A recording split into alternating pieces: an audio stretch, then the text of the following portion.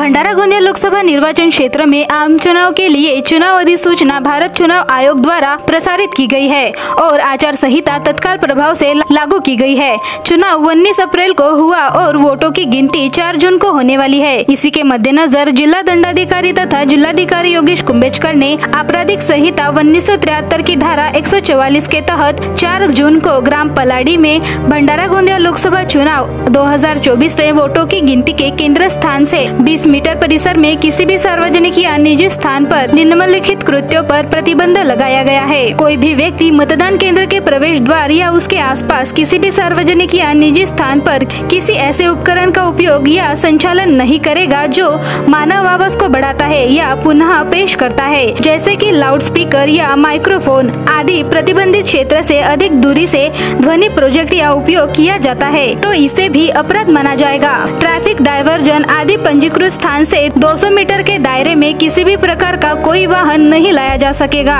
मतगणना केंद्र के 200 मीटर के दायरे में hotel, telephone booth, xerox machine, फेरी वालों को व्यवसाय करने की अनुमति नहीं होगी। मतगणना केंद्र में मोबाइल, आईपैड, लैपटॉप आदि विद्युत उपकरण नहीं ले जा सकता। प्रेस के अलावा कोई भी व्यक्ति वीडियो कैमरा नहीं ले जा सकता। बिना पहचान पत्र किसी को भी मतदान केंद्र में प्रवेश की अनुमति नहीं दी जाएगी। मतगणना केंद्र से 200 मीटर क्षेत्र में मंडप बनाना तथा प्रत्याशियों के प्रतिनिधियों एवं कार्यकर्ताओं के बैठने के लिए टेबल, कुर्सियां आदि लगाना प्रतिबंधित है।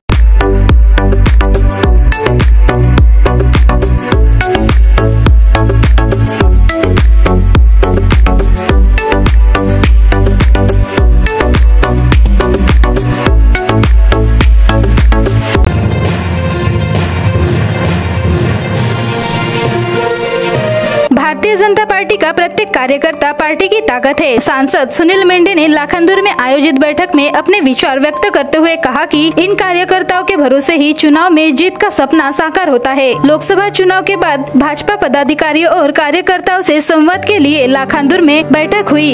इस अवसर पर लाखांदूर क्षेत्र के भाजपा पदाधिकारी एवं कार्यकर्ता उपस्थित थे। इस बैठक में महागठबंधन के घटक दल के पदाधिकारी, कार्यकर्ता और चुनाव के दौरान कड़ी मेहनत करने वाले सभी साथियों का सुनील मेंढे ने धन्यवाद व्यक्त किया। इस बैठक में अन्य विषयों पर भी चर्चा हुई। इस बैठक में लाखांदूर नगराध्यक्ष विनोद ठाकरे, वसंत चिलवार, कांचन गहाने, तुलसीदास बुर्डे, जिला परिषद सदस्य प्रतीक उईके, शिवाजी देशकर, दत्तराज दोनाडकर, विजय खरकटे, नगर सेविका साफिया पठान, नलिनी खरकटे, नीलम हुमने, प्रिया धाकड़े, विद्या गराडे, राजू पठान, प्रकाश राउत, एडवोकेट राउत, राहुल नागतोडे, सर्व शक्ति केंद्र प्रमुख व जिला परिषद क्षेत्र प्रमुख कार्यकर्ते उपस्थित होते।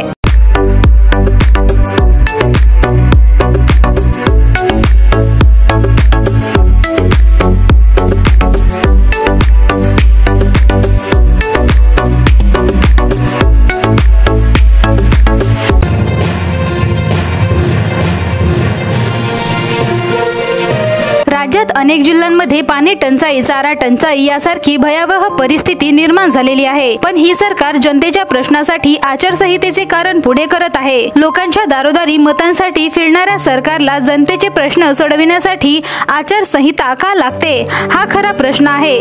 राज्यात 3500 पाण्याचे टँकर आहेत, पण त्यांनाही आचारसंहितेच्या कारणावरून ब्रेक लावला आहे। ही सरकार जनतेच्या प्रश्नासाठी गंभीर नाही, त्यामुळे जनतेचे प्रश्न तत्काळ सोडवले नाही तर काँग्रेस राज्यभर आंदोलन करेल। महाराष्ट्रामध्ये आज अनेक जिल्ह्यामध्ये पिण्याचं पाणी नाही, चारा नाही, दुष्काळाची भयावह परिस्थिती महाराष्ट्रामध्ये आहे। सामान्य माणूस सुद्धा आज त्याला जगणं मुश्किल झालं। शेतकऱ्यांच्या मोठ्या प्रमाणात आत्महत्या आहे। पण राज्याचं सरकार आचारसंहितेचं कारण दाखवून या दुष्काळाकडे मुद्दामून दुर्लक्ष करताना आपण पाहतोय। लोकांचे मत मागण्यासाठी दारोदारी फिरणारे सरकार जनतेचे प्रश्नासाठी त्यांना आचारसंहिता का लागते, हा प्रश्न या ठिकाणी निर्माण झालेला आहे। आणि म्हणून काँग्रेसच्या वतीनं आम्ही या सरकारला सूचना करतो की तातडीनं राज्यातल्या दुष्काळाचं निवारण करण्यासाठी उपाययोजना तातडीनं कराव्यात, ही भूमिका आमची आहे। आज 3500 गावामध्ये टँकर सुरू झालेले आहेत, पण ते अजूनपर्यंत त्या आचारसंहितेच्या नावाने त्यांनाही अनेक ठिकाणी ब्रेक लावला जातोय। महिनों महिने पाणी पिण्याचं सुद्धा लोकांना मिळत नाही अशी परिस्थिती आहे।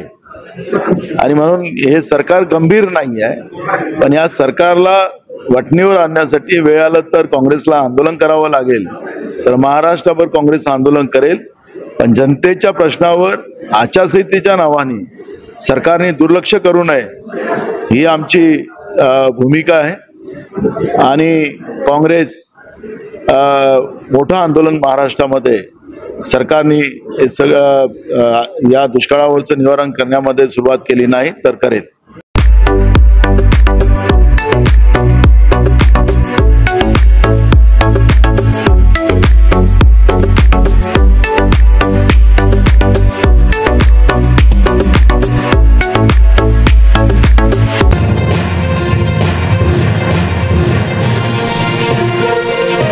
साकोली येथील नवजीवन विद्यालय व कनिष्ठ विज्ञान महाविद्यालय येथील विद्यार्थिनी महवीश जहीर पटेल हिने 12वीच्या निकालात 95.50% गुण मिळवून भंडारा जिल्ह्यात विज्ञान शाखेत प्रथम क्रमांक पटकावला आहे। या यशाबद्दल संत हजरत भाई साहब बाबा उर्स कमिटी व साकोली मुस्लिम जमातच्या वतीने स्मृतिचिन्ह व पुष्पगुच्छ देऊन सन्मानित करण्यात आले। या प्रसंगी मुस्लिम समाजाचे सदर शमीम अन्सारी, सलीम पठाण, मुन्ना पठाण, जावेद शेख, असलम पठाण, शफीक शेख, राहिल पठाण, परवेज शेख, सरफराज शेख, तफजुल शेख आदी उपस्थित होते। विद्यार्थिनी महवीश जहीर पटेलच्या निवासस्थानी जाऊन तिचे व तिच्या कुटुंबियांचे अभिनंदन केले। महवीशची मोठी बहीण आफरीन किर्गिस्तानमध्ये MBBS चे शिक्षण घेत आहे। आपल्या मोठ्या बहिणीकडून प्रेरणा घेऊन महवीशीने डॉक्टर होण्याची इच्छा बाळगली आहे। काँग्रेस प्रदेशाध्यक्ष आमदार नाना पटोले यांनी सुद्धा जिल्ह्यातून 12वीच्या परीक्षेत विज्ञान शाखेतून प्रथम आलेल्या महवीश जहीर पटेलचे अभिनंदन करून पुढील वाटचालीस शुभेच्छा दिल्या आहेत। या प्रसंगी जिल्हा परिषद सभापती मदन रामटेके, महवीशचे वडील जहीर पटेल, पदाधिकारी व कार्यकर्ते उपस्थित होते।